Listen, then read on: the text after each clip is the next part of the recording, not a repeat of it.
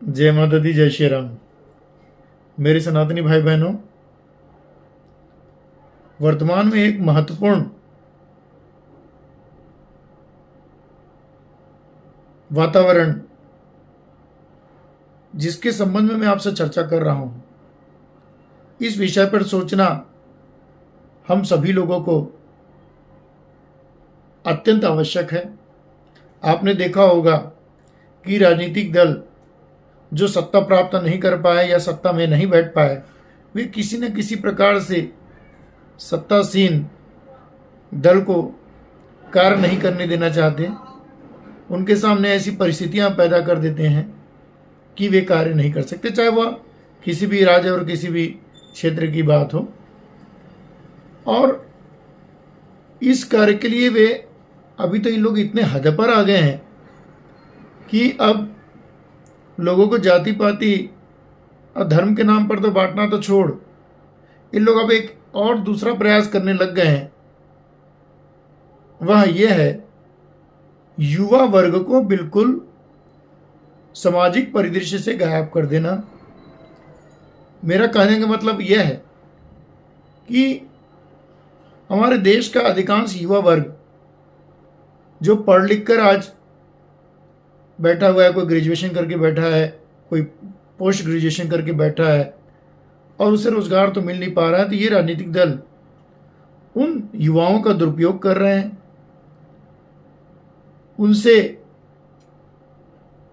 गलत सलत कार्य कराए जा रहे हैं और साथ ही उन्हें अपनी ओर आकर्षित करके पूरे परिवार और समाज दोनों से अलग करने का कुत्सित प्रयास कर रहे हैं, जिससे कि वे सत्तासीन जो दल है उनको परेशान कर सकें, उनके खिलाफ वातावरण तैयार किया जाए कि इन्हीं के कारण आपको बेरोजगारी है और इनके कारण आपको नौकरी नहीं मिल रही, काम नहीं मिल रहा है।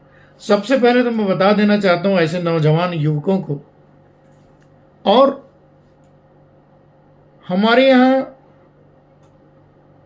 सबसे बड़ी जो बात यह है, मैंने इसके पहले भी एक बार कहा है कि कोई भी व्यक्ति उसे काम करना जरूरी है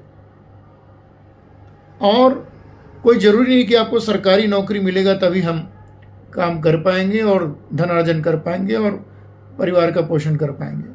सबसे पहले तो ये जान लीजिए कि आपको अपनी संस्कृति परंपरा को बनाए रखना है। सनातन धर्म परंपरा है, उसको लेकर आगे चलना है। माता पिता के जो आदेश है उसका पालन करना, उनकी आज्ञा माननी है, अपने पूर्वजों की आज्ञा माननी। मैंने पहले ही कहा है, अगर आप इन चीज़ों से अलग हो रहे हैं, आप विभक्त हो रहे हैं, आप अलग हो रहे हैं, परिवार से अलग हो रहे हैं, माता पिता से अलग हो रहे हैं, तो जो व्यक्ति इन सबके बीच में बंद कर नहीं सकता, परिवार की बात नहीं सुन सकता, माता पिता की बात नहीं सुन सकता, ऐसे लोग किनका शिकार होते हैं? इस प्रकार के गलत राजनीतिक कार्य करने वाले लोगों के शिकार होते हैं। और जो लोग किसी भी प्रकार से खाली बैठे हैं, ऐसे लोग क्या होते हैं? आलसी भी होते हैं। मुझे यह कहने में बिल्कुल हिचक नहीं है कि वे ही खाली बैठते हैं जो कुछ करना नहीं चाहते, वरना जो नहीं पढ़ा लिखा है वो उनसे ज़्यादा अच्छा काम कर रहा है, उनसे ज़्यादा इनकम जनरेट कर रहा है और अच्छा काम कर रहा है, सकारात्मक कार्य कर रहा है, बुरे कर्म नहीं कर रहा है।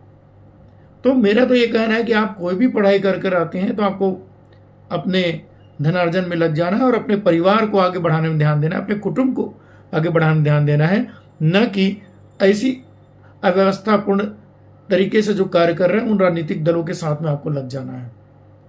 बहुत ज़्यादा भ्रम फैलाने का कार्य जो है विदेशी ताकत भी कर रहे हैं और यहाँ पर जो तमाम विपक्षी दल हैं वे भी कर रहे हैं। इसी कड़ी में एक महत्वपूर्ण बात में आता हूं मैं। अभी धर्मांतरण का मुद्दा भी बहुत छाया हुआ है, हर तरफ हम देख रहे हैं कि धर्मांतरण जोरों से चल रहा है। और कोई भी सरकार हो, हम किसी दल की बात नहीं करते, कोई भी सरकार हो, इसके लिए कोई विशेष और उचित प्रयास नहीं कर पा रहे। तो इसके लिए मैं बता दूं, हमको तो ये जो सरकारें हैं उसे हमको अपने कब्जे में रखना है। हम हम बनाते हैं सरकार, ये हमारी सेवा के लिए बने हैं, न कि हम पर अधिकार जमाने के लिए बने हैं।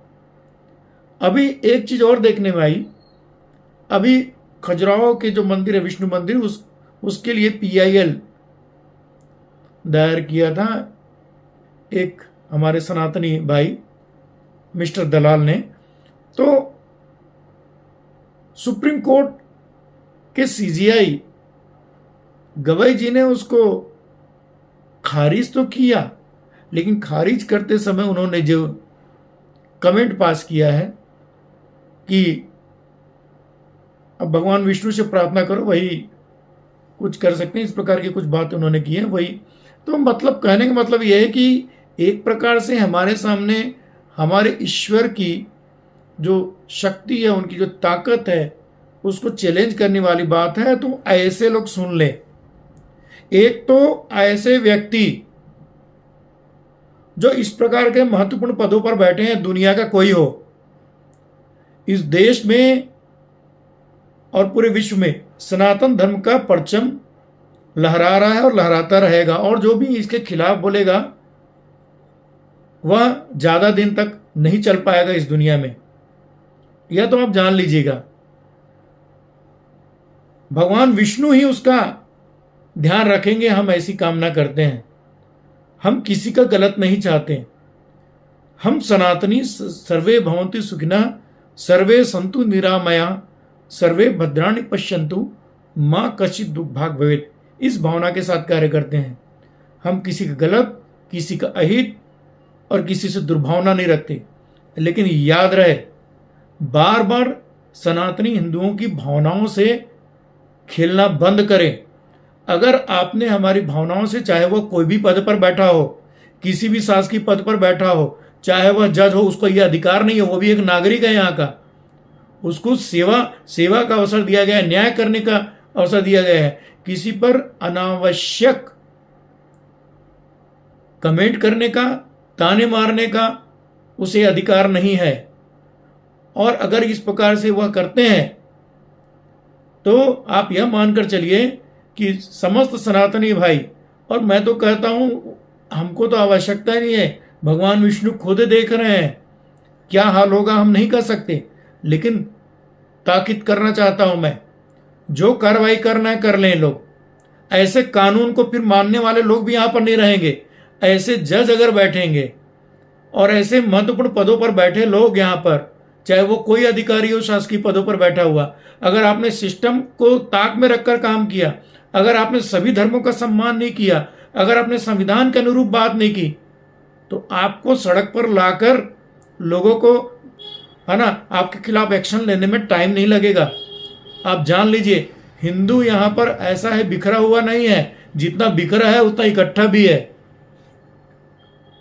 तो ऐसे संवैधानिक पदों पर बैठे हुए लोग समझ जाएं, हम लोग किसी के जो है बल पे काम नहीं करते, हम अकेले अपने बल पर काम करते हैं। और हमारा जो सनातन धर्म सेवा परिषद संगठन है, हमारे जितने भी हिंदू भाई बहन हैं, वो सब इसका विरोध करते हैं। आदरणीय गुरुदेव शंकराचार्य जी ने भी, ज्योतिर्मठ के शंकराचार्य जी ने भी इस बारे में जो है अपने स्टेटमेंट दिया है, और उन्होंने कहा है कि इनको माफ़ी मांगना चाहिए। अगर उन्होंने ऐसी बात की है और इस प्रकार की चीज़ें सामने आई है, तो उनको बिल्कुल निशर्त माफ़ी मांगना चाहिए। व्यक्तिगत रूप से वह किसी को कुछ भी नहीं बोल सकता। एक जज के पद पर रहते हुए तो नहीं बोल सकता कोई, वो भी सुप्रीम कोर्ट के जज। यदि ऐसे लोग हमारे संवैधानिक पदों पर बैठने लग गए, जिनको कि धर्म का, जिनको शास्त्र का, जिनको हिंदू धर्म के बारे में, जिसको मुस्लिम धर्म के बारे में, जिसको इस्लाम, क्रिश्चियन, ये सब धर्म के बारे में नहीं मालूम, जिनको बौद्ध के बारे में नहीं मालूम, अगर ऐसे लोग इन पदों पर बैठने लग गए, तो ये तो किसी के साथ न्याय कर ही नहीं सकते, ये तो सबको लड़ाने लग जाएंगे। और वास्तविकता यह है कि कोई भी किसी धर्म का जो है अवहेलना नहीं करता, लेकिन अगर सनातन धर्म के खिलाफ कोई बात करता है तो वह बिल्कुल बर्दाश्त नहीं होगा। अब भगवान विष्णु, उसकी स्वयं जो है, मैं क्या कहूं, उनसे कोई नहीं बच सका है।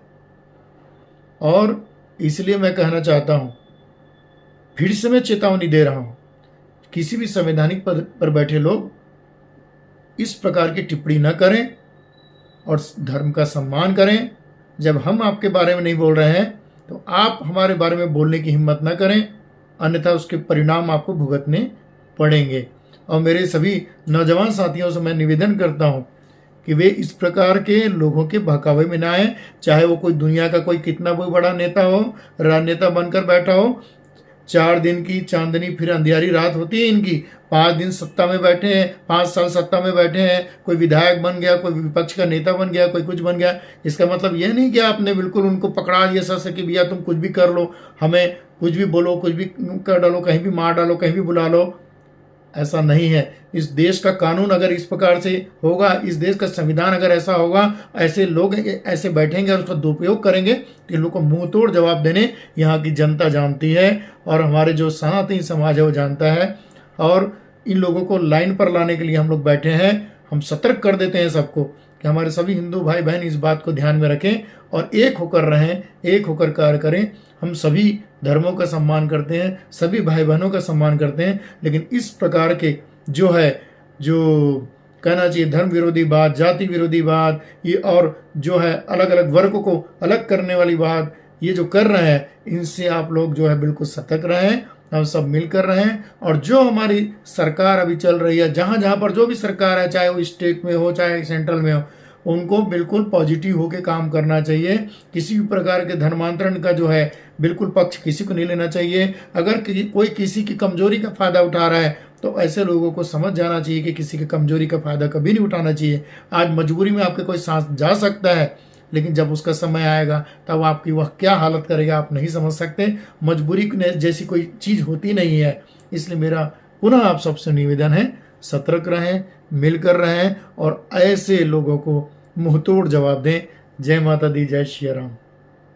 भारत माता की जय। वंदे मातरम। जय हिंद।